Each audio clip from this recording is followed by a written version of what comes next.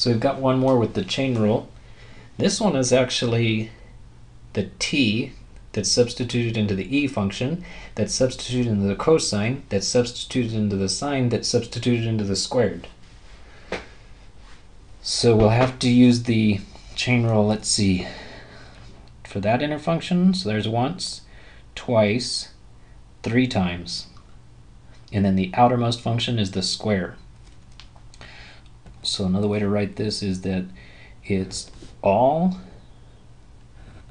being squared. Next would be the sine function. Then inside of that is the cosine function, and inside of that is the e to the t function. So we take the derivative of the outermost function first of all.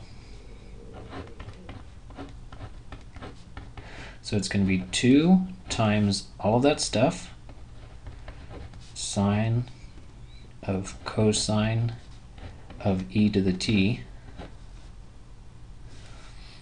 Check my parentheses one more.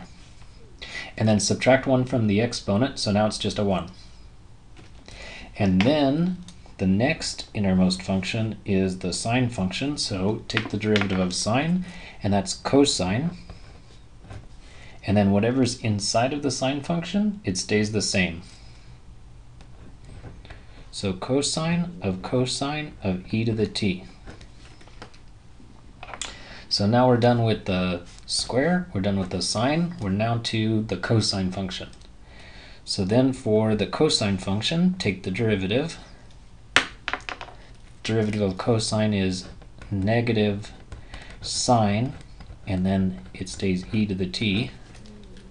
And then finally we're to that innermost function, take the derivative of e to the t, and that is e to the t.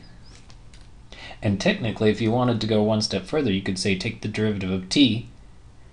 With respect to t is going to be a 1, so multiply by a 1. And then it can't really be simplified, so that's it.